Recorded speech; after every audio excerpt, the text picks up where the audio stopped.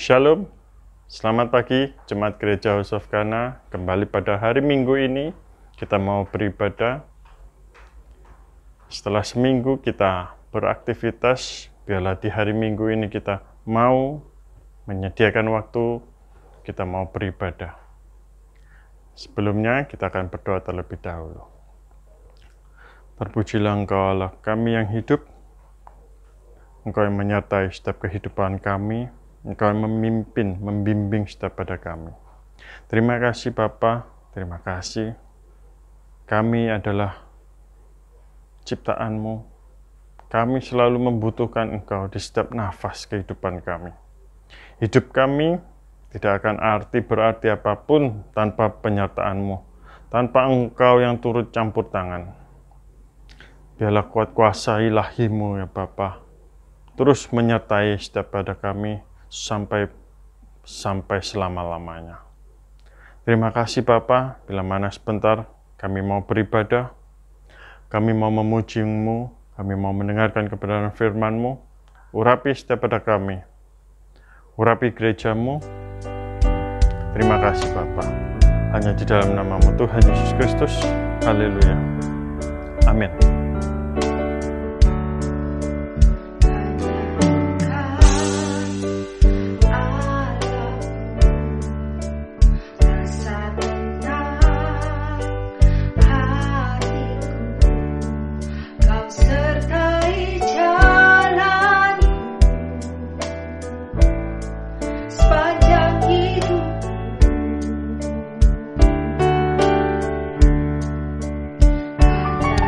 Kau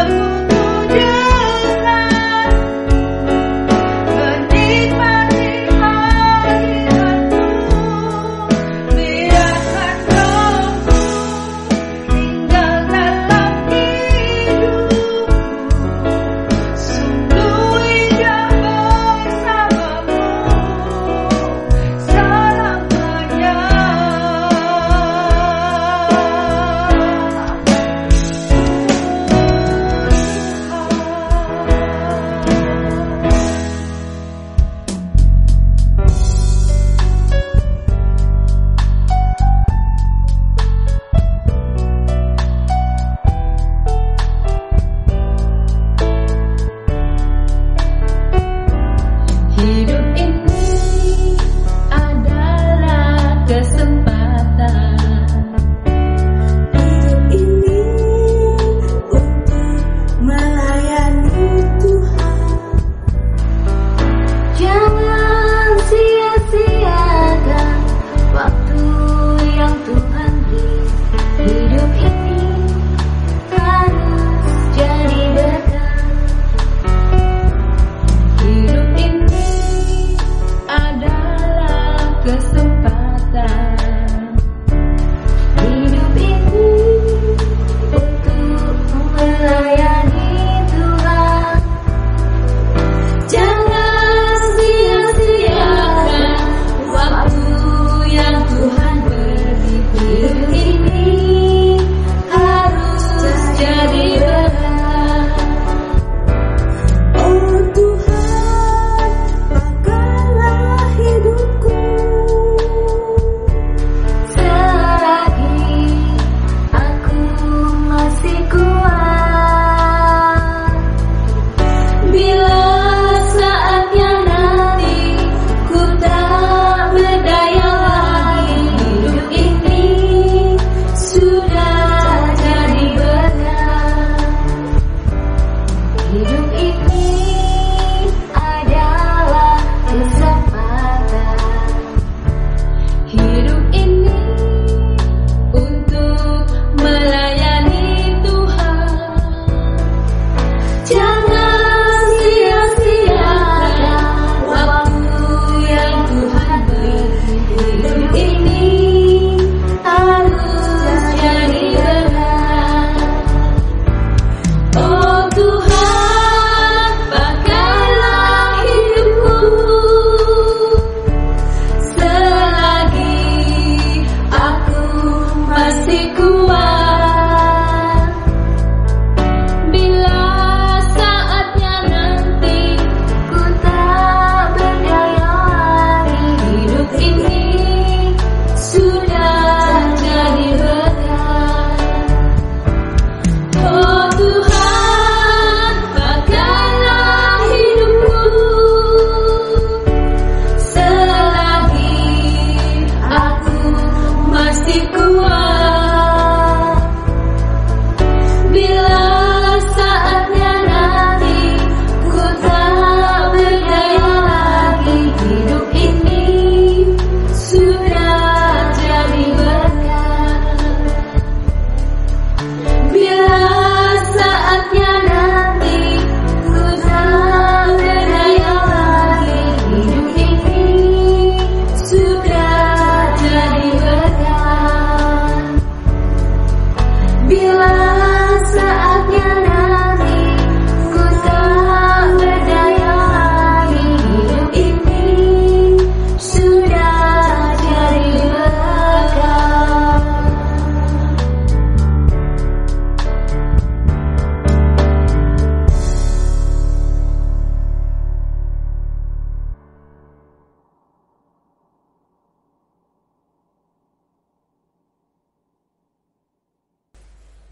Ya, hidup ini adalah kesempatan. Gunakan kesempatan yang ada di dalam hidupmu ini untuk hanya melakukan firman Tuhan, merenungkan firman Tuhan siang dan malam.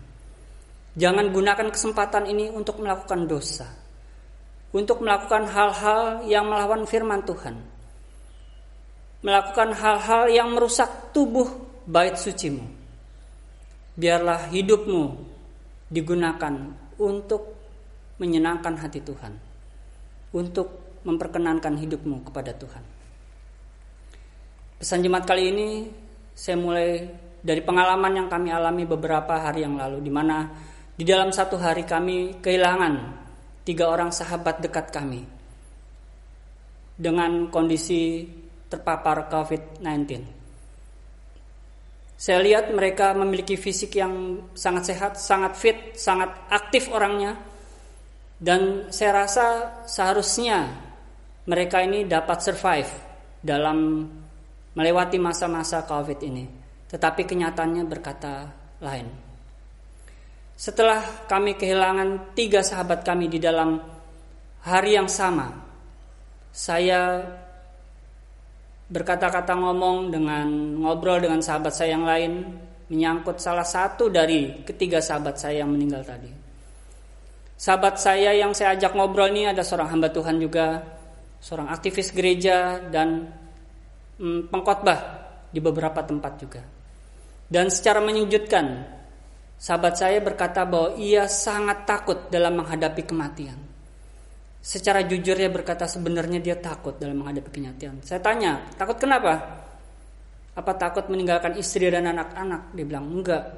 Ternyata takut karena dia merasa tidak ada kepastian dalam masa kekekalannya kelak. Saya sangat terkejut dengan kata-kata sahabat saya ini. Padahal kalau lihat dia seorang hamba Tuhan, dia aktivis gereja juga. Tetapi di dalam hatinya dia merasa bahwa dia tidak ada kepastian tentang keselamatan kekal. Mungkin jemaat Tosokana ada yang merasakan hal yang sama. Kesempatan kali ini kita akan membahas tentang hal tersebut. Saya mau baca sebuah ayat pembuka di mana di Roma 6 ayat 8. Jadi, jika kita telah mati dengan Kristus, saya ulangi, jadi jika kita telah mati dengan Kristus, kita percaya bahwa kita akan hidup juga dengan Dia.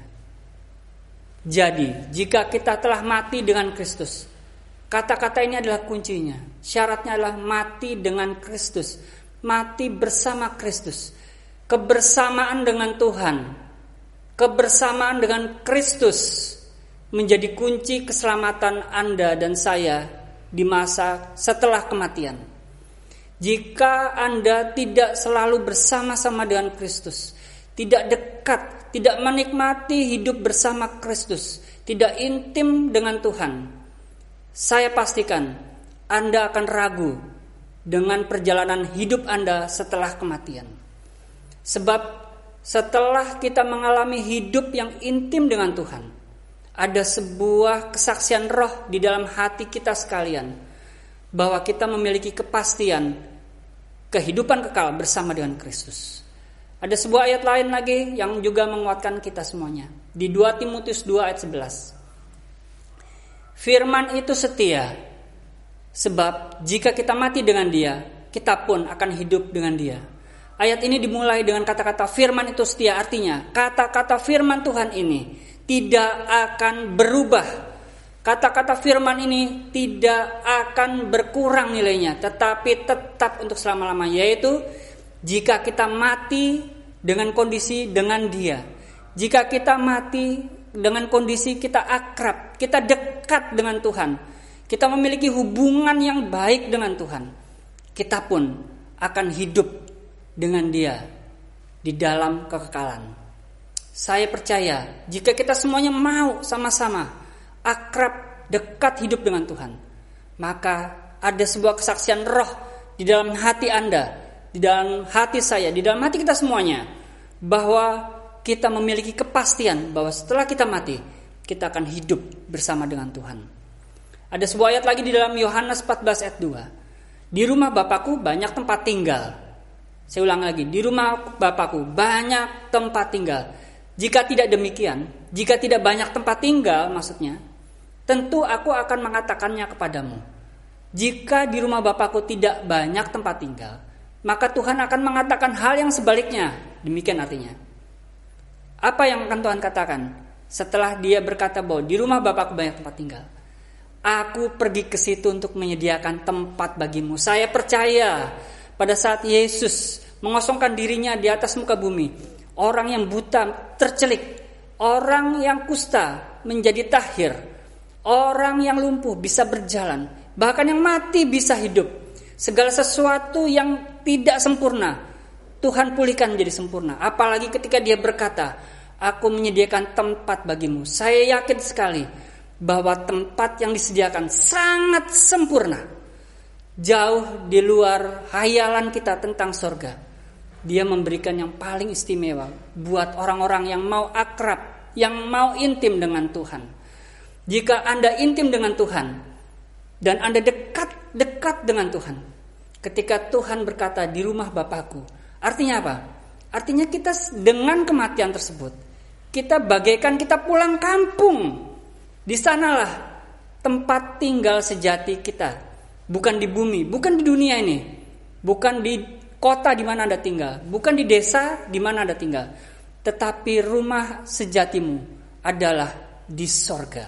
Di sana adalah keluarga negaramu yang pasti, yang sejati. Ketika saya dan Anda sudah mendapatkan kesaksian roh di dalam hati kita bersama, bahwa kita memiliki sebuah tempat yang paling sempurna di surga yang sudah disediakan, yang sedang disediakan oleh Tuhan, maka kematian merupakan sebuah kehormatan bagi kita. Bukan berarti kita ingin mati, bukan berarti kita ingin bunuh diri, enggak. Tetapi kematian, kita artikan bahwa kematian itu adalah hal yang paling menguntungkan, karena kita berpulang ke rumah Bapa. Kita pulang kampung, pulang ke sorga. Di sana rumah tinggal sejati kita. Mari bersama-sama kita intim, kita akrab dengan Tuhan, dengan mulai membaca firman dan merenungkannya. Firman itu adalah pribadi Tuhan. Mari sama-sama kita baca firman Tuhan, merenungkan firman Tuhan siang dan malam. Maka lihat kesaksian roh bahwa Anda pasti diselamatkan dan Anda pasti akan masuk surga. Kesaksian roh itu pasti ada di dalam kehidupan, di dalam hati Anda sekalian. Tuhan Yesus memberkati. Saudara, sebelum kita memulai sharing firman pagi hari ini, terlebih dulu kita berdoa. Bapa di surga, kami datang kembali kepadamu dengan membawa hati yang penuh ucapan syukur dan berterima kasih hanya kepadamu ya Tuhan. Untuk kembali pagi hari ini Kau berikan kami kesempatan belajar kebenaran firman-Mu, di mana sebentar hamba akan men-sharingkan akan firman, kekuatan kami yang telah memberikan kehidupan kami untuk hari ini terus ke depan, kami tetap tinggal di dalamnya. Kami memulai di dalam nama-Mu Kudus ya Bapa, dalam pimpinan Roh Kudus-Mu, terpujilah nama kekal selama-lamanya, dalam nama-Mu Kudus, dalam nama Yesus Tuhan dan Juru Selamat kami. Amin. Syukur kepada Allah, di mana kita terus masih diberikan kesempatan untuk bertemu di dalam ibadah Gereja House of Kana online, di mana pagi hari ini kita akan memasuki masa prapaskah ya. Bahkan kita sudah dalam masa prapaskah. Yang akan saya bagikan firman kebenaran Tuhan adalah dari Lukas 24 ayat yang ke-13 sampai ke-35. Di sini perikop mengatakan bahwa Yesus menampakkan diri di jalan ke Emmaus. Kejadian ini terjadi, saudara, setelah Yesus disalibkan, mati dan dikuburkan, dan pada hari ketiga dia bangkit. Ya. Saya bacakan ayat 13. Pada hari itu juga 2 orang dari murid Yesus pergi ke sebuah kampung bernama Emmaus yang terletak kira-kira 7 mil jauhnya dari Yerusalem. Dan mereka bercakap-cakap tentang segala sesuatu yang telah terjadi. Ketika mereka sedang bercakap-cakap dan bertukar pikiran, datanglah Yesus sendiri mendekati mereka lalu berjalan bersama-sama dengan mereka. Tetapi ada sesuatu yang menghalangi mata mereka sehingga mereka tidak dapat mengenal Dia, yaitu Yesus. Ayat 17, Yesus berkata kepada mereka, "Apakah yang kamu percakapkan sementara kamu berjalan?" Maka berhentilah mereka dengan muka muram. Seorang dari mereka, namanya Kleopas, menjawabnya, "Adakah engkau satu-satunya orang asing di Yerusalem yang tidak tahu apa yang terjadi di situ pada hari-hari belakangan ini?" Ya. Terus ayat 19, katanya kepada mereka, "Apakah itu?" Jawab mereka, "Apa yang terjadi dengan Yesus orang Nazaret? Dia adalah seorang nabi yang berkuasa dalam pekerjaan dan perkataan di hadapan Allah dan di depan seluruh bangsa kami. Tetapi imam-imam kepala dan pemimpin-pemimpin kami telah menyerahkan dia untuk dihukum mati dan mereka telah menyalibkannya." Nah, ayat 21 di sini ditekankan, "Padahal kami dahulu mengharapkan bahwa Dialah yang datang untuk membebaskan bangsa Israel. Tetapi sementara itu telah lewat 3 hari sejak semua itu terjadi." Ya. Tetapi beberapa perempuan dari kalangan kami telah mengejutkan kami. Pagi-pagi buta mereka telah pergi ke kubur dan tidak menemukan mayatnya. Lalu mereka datang dengan berita bahwa telah kelihatan kepada mereka malaikat-malaikat yang mengatakan bahwa ia hidup, yaitu Yesus. Dan beberapa teman kami telah pergi ke kubur itu dan mendapati bahwa memang benar yang dikatakan perempuan-perempuan itu, tetapi dia tidak mereka lihat. Nah, di sini kejadiannya, saudara, bahwa pada saat Yesus tadi disalibkan, mati dan dikuburkan ya, pada hari ketiga dia bangkit dari antara orang mati. Nah, terus pada saat murid-muridnya datang untuk memberikan sesuatu di kuburnya Yesus ya, menabur bunga atau lain sebagainya, itu murid-murid Yesus, Maria ya, Maria Magdalena. Ternyata di situ dikatakan bahwa Yesus sudah tidak ada di tempat, melainkan sudah bangkit. Kuburnya sudah kosong, saudara. Juga akhirnya murid-murid yang lain menyusul. Di sini ditekankan bahwa Kleopas dan temannya ini yang sedang mengadakan perjalanan ke Emmaus, mereka sudah kehilangan harapan. Ya, dikatakan tadi kan bahwa mereka berharap bahwa di ayat 21, saudara, dahulu ya, padahal kami dahulu mengharapkan bahwa dialah yang datang untuk membebaskan bangsa Israel, tapi sementara itu telah lewat 3 hari sejak semua itu terjadi. Jadi mereka merasakan bahwa ternyata apa yang selama ini mereka harapkan kepada Yesus itu sia-sia, saudara. Yesus mati ya, tidak bisa membebaskan bangsa Israel yang pada saat itu juga sedang dalam masa penjajahan dari Romawi. Nah, kita lihat ya, kita aplikasikan dari kehidupan kita sehari-hari ya. Kita sudah mengetahui, menyatakan bahwa Yesus sudah bangkit ya. Kan sebentar lagi kita akan rayakan ya, yaitu Paskah ya. Yesus sudah bangkit dari antara orang mati.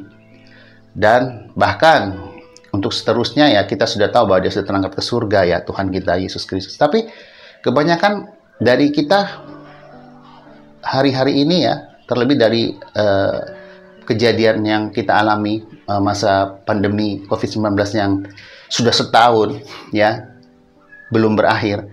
Seringkali kita merasa bahwa Yesus itu mati, dia tidak hidup.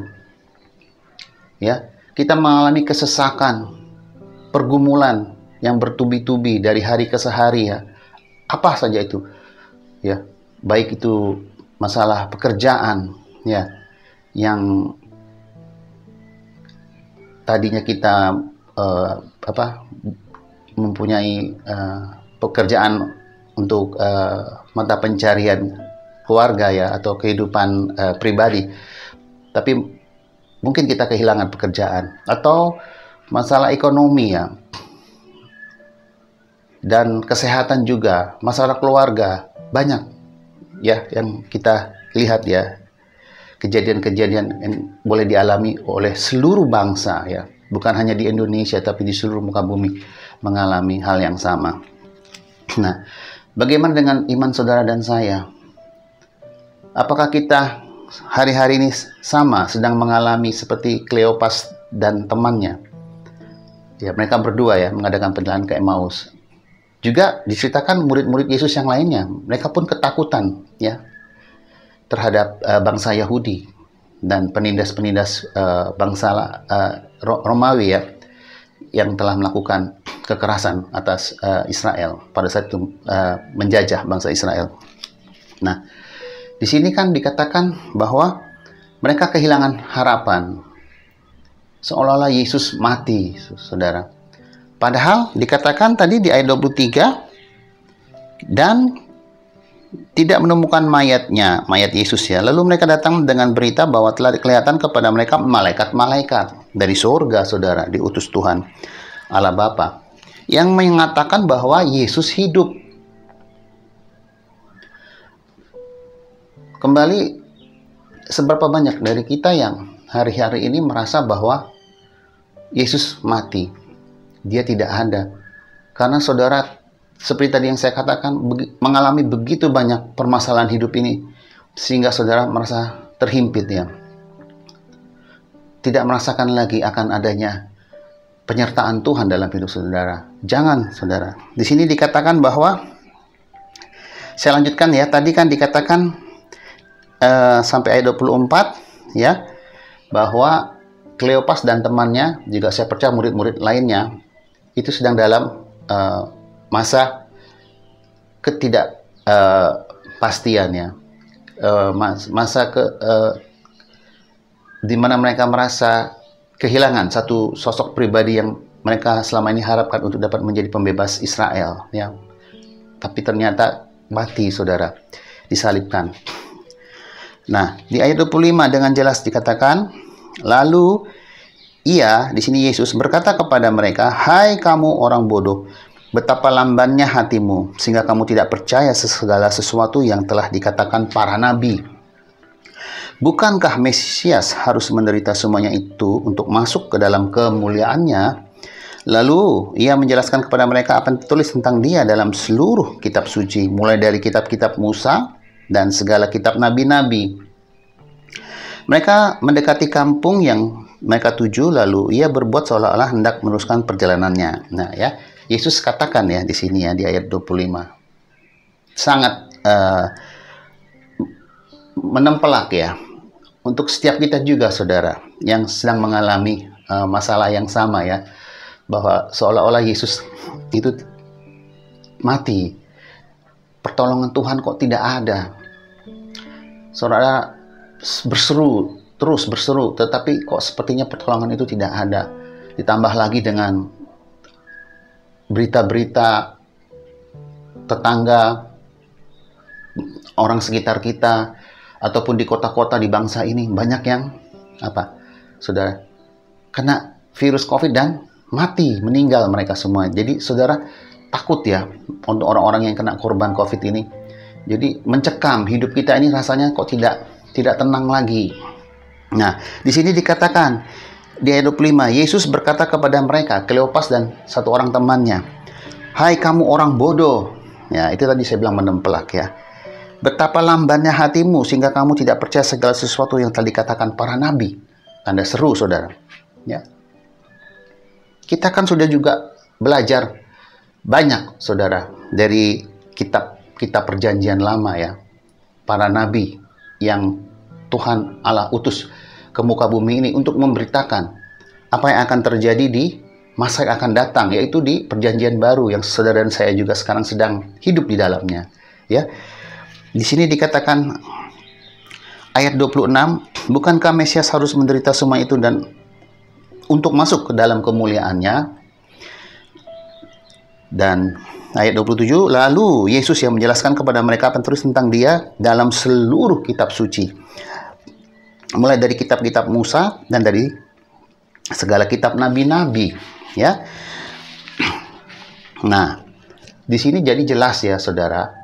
Setiap kita harus tahu ya perjanjian lama itu isinya apa. Ya, walaupun sementara dalam proses belajar, tapi terus, saudara, biarlah setiap kita tahun ini mulai memiliki sikap hati yang benar, mencintai firman, saudara. Ya, dalam arti mencintai firman di sini adalah rajin untuk bersekutu dengan firman, baca, merenungkan, belajar dari Roh Kudus. Akan apa arti semua yang saudara baca, saudara pelajari dari kitab suci ya, kitab-kitab perjanjian lama, terus masuk ke dalam kitab-kitab perjanjian baru, dan keempat Injil. Dikatakan di ayat selanjutnya tadi 28 ya, tadi terakhir ya, bahwa mereka mendekati kampung yang mereka tuju, itu tadi Emmaus, saudara. Lalu Yesus berbuat seolah hendak meneruskan perjalanannya. Ayat 29, "Tetapi mereka sangat mendesaknya, katanya, 'Tinggallah bersama-sama dengan kami, sebab hari telah menjelang malam dan matahari hampir terbenam.' Lalu masuklah ia untuk tinggal bersama-sama dengan mereka. Waktu ia duduk makan dengan mereka, Yesus ya, ia mengambil roti, mengucap berkat, lalu memecah-mecahkannya dan memberikannya kepada mereka. Ketika itu," ayat 31, saudara, "ketika itu terbukalah mata mereka dan mereka pun mengenal dia, tetapi ia lenyap dari tengah-tengah mereka." Haleluya. Di sini, saudara, ditekankan firman Tuhan berkata, saudara, bahwa saudara harus selalu menyatu dengan tubuh dan darah Tuhan kita Yesus Kristus. Dalam pengertian yang saya dapat adalah setiap hari kita harus berelasi dengan Tuhan, ya. Terus mengadakan kontak, dalam arti bercakap-cakap dengan Tuhan, ya. Belajar, tadi saya bilang, belajar kebenaran firman-Nya, saudara, agar saudara dan saya dapat menyatu dengan Tuhan, ya. Kan di sini dikatakan bahwa pada saat Yesus mengambil roti, mengucapkan dan memberikannya kepada mereka, ketika itu terbukalah mata mereka. Saudara, terbukalah mata mereka. Begitupun dengan setiap kita, saudara. Pada saat kita bersekutu dengan tubuh dan darah Tuhan Yesus, dalam arti ya perjamuan juga itu ya penting, saudara, ya, untuk mengingat akan korban Kristus yang begitu luar biasa, ya. Tubuh dan darahnya dikorbankan, nyawanya diserahkan, itu semua karena kasih Bapa atas setiap kita untuk menebus kita dari kebinasaan kekal, ya, dari lubang kubur yang gelap, saudara. Kita ditebus dan dibawanya masuk ke dalam terangnya ajaib, dan lagi ditambah kita juga diperdamaikan dengan Aba Bapa di surga, menjadi anak-anaknya, saudara. Nah, dikatakan di sini bahwa pada saat Yesus memecah-mecahkan roti, yaitu bersekutu dengan Tuhan, ya, tubuh dan darahnya, saudara, mata saudara dan saya pasti akan terbuka, akan disingkapkan, ya, kebenaran yang dari Tuhan, yaitu firman, saudara, untuk kita dapat cakap hidup di dalamnya, ya, menjadi penyembah-penyembah yang benar, yang menyembah Bapa dalam roh dan kebenaran, menjadi murid-murid Yesus yang taat dan dengar-dengaran hanya kepada Tuhan Yesus, ya. Belajar, ini semua memang proses belajar, saudara. Tetapi saudara tidak bisa belajar sendiri, saudara butuh Roh Kudus. Setiap kita, termasuk saya, kita semua butuh Roh Kudus untuk mengajarkan kita tentang segala sesuatu yang Tuhan inginkan untuk kita kerjakan hari-hari. Hari lepas hari, terlebih di masa pandemi yang cukup panjang ini, ya, saudara. Sudah 1 tahun, saudara. Banyak waktu dan kesempatan untuk saudara dapat berelasi dengan Tuhan. Jangan sia-siakan, saudara. Ini terus ke depan masih ada waktu. Biarlah saudara dan saya seperti Kleopas dan temannya pada saat Tuhan mengingatkan untuk bersekutu dengan Tuhan Yesus, ya, maksudnya dengan tubuh dan darahnya, kita mengadakan hubungan relasi, ya, dengan Tuhan sebagai murid kepada gurunya, ya. Saudara lihat, mata terbuka, ya. Kita bicara tentang mata jasmani dan mata rohani, pasti akan terbuka. Dan dikatakan di ayat 31, setelah matanya terbuka, mereka pun mengenal Dia. Saudara dan saya akan mengenal pribadi Yesus, ya, lebih lagi, ya, pada saat kita bersekutu dengan firman-Nya, ya, berelasi erat, intim dengan Tuhan melalui Roh-Nya, Roh Kudus. Mata kita akan terbuka dan kita akan mengenal Yesus dengan benar, saudara. Tujuan kita mengenal Yesus dengan benar untuk biarlah setiap kita juga boleh semakin hari semakin dibersihkan, saudara, dari setiap perbuatan-perbuatan yang tidak berkenan, apapun itu, ya, dimandikan dengan kebenaran firman oleh Roh Kudus yang selalu memimpin kita untuk dapat cakap mengerjakan apa yang menjadi bagian kita. Dan kita percaya pada saat itu terwujud, sesungguhnya Roh Kuduslah yang melakukannya untuk kita, ya, bukan karena kuat dan gagah kita.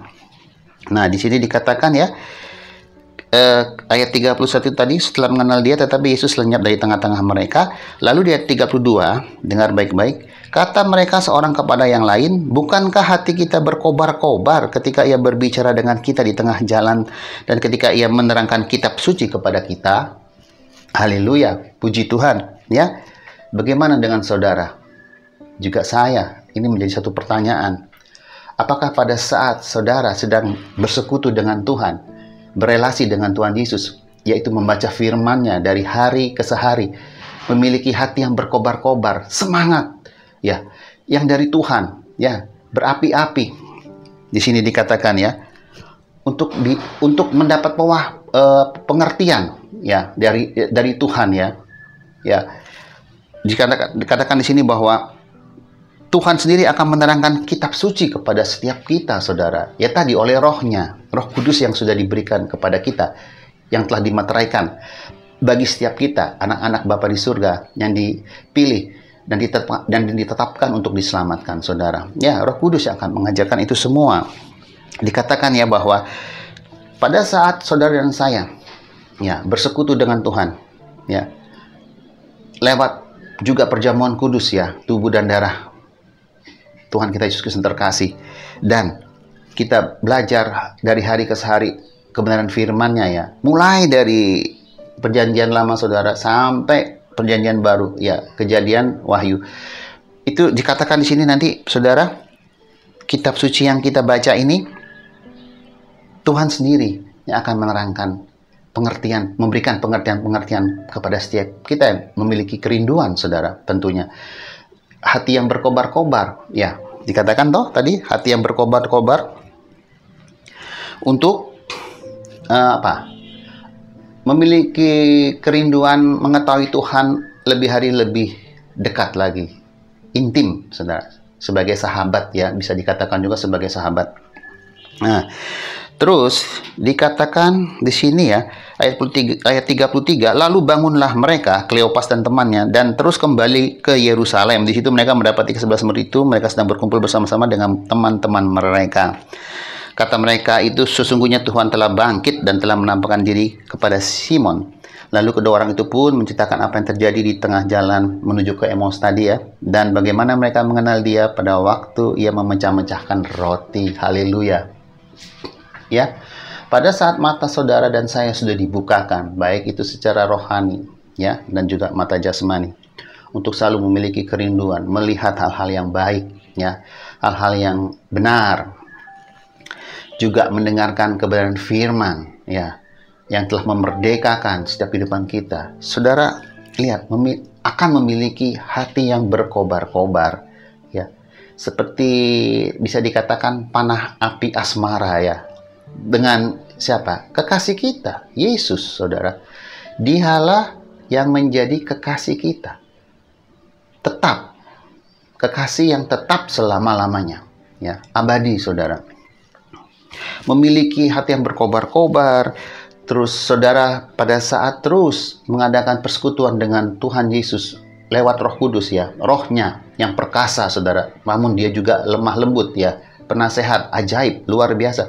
Saudara dan saya akan diberikan pengertian ya. Dia kan dikatakan di sini kan akan diterangkan setiap kitab suci yang saudara dan saya baca ya, pengertian-pengertian ilahi yang bersifat kekal, supranatural, sempurna, saudara, adanya, yang saudara dan saya tidak dapatkan dari manusia di dunia ini, siapapun mereka ya, sehebat apapun manusia di dunia ini, tidak bisa disamakan dengan Roh Kudus Tuhan Yesus pastinya ya. Jadi di sini biarlah pembelajaran yang kita dapat pagi hari ini, saudara, sama seperti Kleopas dan temannya juga, saya percaya murid-murid Yesus yang lainnya, pada saat Yesus mati di kayu salib, dikuburkan ya, sekalipun di sini dikatakan pada hari ketiga Yesus dinyatakan bangkit ya, ia hidup, tapi sebagian dari mereka masih ragu, saudara ya, karena mengalami tekanan hidup dari tentara Romawi, orang-orang Yahudi khususnya ya, ahli Farisi,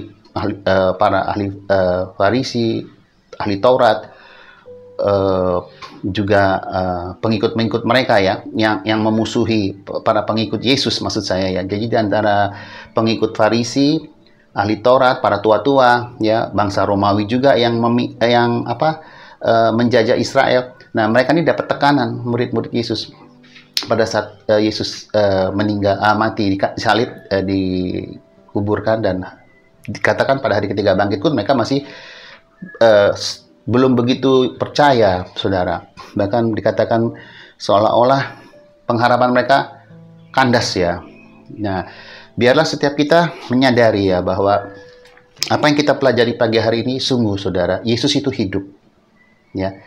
Dia memang mati disalib itu untuk menebus dosa-dosa kita. Dia serahkan darahnya, dia curahkan darahnya, dia serahkan nyawanya, curahkan darahnya. Itu semua karena Bapa di surga mengasihi kita. Ya, Yesus Kristus, Tuhan, firman-Nya mengasihi saudara, juga mengasihi saudara dan saya, dan rohnya, Roh Kudus yang penuh dengan kuasa.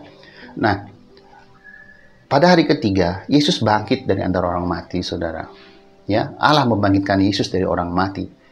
Selama 40 hari Yesus menampakkan diri kepada murid-muridnya, dan setelah itu Yesus naik ke surga ya, duduk di sebelah kanan Allah Bapa. Di surga Yesus menyediakan tempat bagi setiap kita untuk satu hari nanti kelak setiap saudara saya dijemput untuk dapat masuk ke rumah Bapa, ya, yang bersifat tadi saya katakan kekal adanya, abadi. Kita memiliki kasih yang abadi, yaitu siapa? Yesus, firman Allah Bapa yang kudus, saudara. Jangan lagi merasa bahwa hari-hari ini di tengah himpitan yang ada, saudara merasa bahwa Yesus tidak ada, bahwa Yesus mati. Tidak, saudara. Tuhan Yesus, Juru Selamat saudara dan saya, hidup.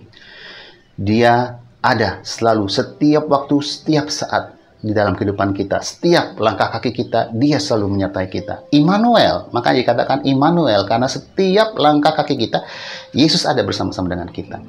Jangan lagi ragu, saudara. Jangan katakan, kok tidak ada pertolongan Tuhan yang daripadamu, ya, di dalam menghadapi masalah-masalah yang ada di hari-hari ini, ya. Memasuki tahun kedua pandemi COVID-19, kita percaya pasti akan ada perubahan, saudara. Saudara dan saya tetap selalu dilindungi oleh Tuhan, ya. Tuhan tidak pernah meninggalkan setiap kita sedetik pun, tidak akan pernah, ya. Janji-janjinya ya dan amin, saudara. Nah, biarlah setiap kita memiliki hati yang berkobar-kobar sama seperti Kleopas dan temannya pada saat berjumpa dengan Yesus, ya. Dalam perjalanan menuju Emmaus, dan pada saat juga Yesus menerangkan kitab suci, ya. Mereka katakan kan mereka penuh dengan semangat, ya, berapi-api. Nah, itu terwujud pada saat apa? Mereka mengadakan persekutuan dengan Tuhan, ya, memecah-mecahkan roti, itu mengingatkan dan mengajarkan kepada setiap kita pada saat kita mengadakan persekutuan dengan tubuh dan darah Tuhan kita Yesus Kristus, dengan pribadi Tuhan, saudara, yang hidup. Mata saudara pasti akan terbuka, baik mata jasmani, ya, terlebih rohani. Saudara akan disingkapkan, ya. Tuhan sendiri akan mengajarkan, menerangkan tentang kitab suci, ya. Yang mungkin hari ini juga saudara merasa Alkitab ini kok tebal, ya, dari Kejadian sampai Wahyu. Kapan saya selesainya kalau mau baca? Jangan, saudara, jangan punya pemikiran seperti itu. Yuk kita sama-sama saling menguatkan, saling mendukung untuk membaca firman setiap hari. Berapapun semampunya saudara, mau 1 pasal, 2 pasal, tapi tetap saudara memiliki kerinduan untuk mengenal Tuhan lebih dekat lagi. Memiliki hati yang berkobar-kobar untuk sungguh-sungguh menjadi murid Yesus yang hidup, saudara dan saya berkenan di hadapannya. Saya diingatkan satu ayat, saudara, sebelum kita tutup. Dikatakan bahwa Tuhan Yesus berkata, akulah pokok anggur yang benar. Saudara dan saya adalah carangnya, ya. Jadi setiap kita ini adalah ranting-ranting yang dicangkokkan di pokok anggur yang benar, yaitu Tuhan Yesus, ya, saudara, firman Allah yang hidup. Bagaimana saudara dan saya bisa bertumbuh, bisa berbuah dan menghasilkan buah yang tetap lebat, ya. Itu saudara harus melekat pada pokok anggur itu. Kita sebagai carang-carang, sebagai ranting-rantingnya, ya, harus menerima asupan dari si pokok anggur tadi, yaitu Yesus, saudara, Tuhan kita, ya. Kalau tidak, bagaimana saudara dan saya bisa bertumbuh? Tidak ada pilihan, saudara. Terlebih hari-hari ini, saya ulangi lagi, kita sungguh sangat-sangat memerlukan Tuhan, saudara. Biarlah kita memiliki sikap hati yang benar untuk hari-hari ini ke depan, di dalam menghadapi masa pandemi yang tidak menentu ini.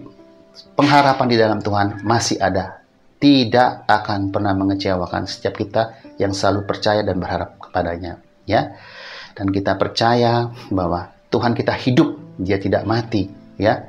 Dan kita percaya bahwa kasih Bapa yang besar itu selalu ada mengisi kehidupan kita hari ke hari sampai selama-lamanya. Dan selalu saya mau berkata, hanya nama Tuhan yang dipermuliakan, ditinggikan, diagungkan di atas segala yang ada. Tuhan Yesus memberkati setiap kita, jemaat House of Kana, juga para pemirsa yang ada. Haleluya. Amin.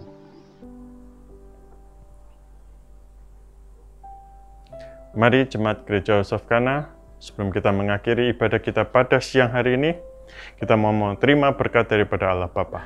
Kita mau mengangkat tangan kita, terimalah pengurapan daripada Allah Bapa, pengampunan dosa di dalam anak yang tunggal, di dalam nama Tuhan Yesus Kristus.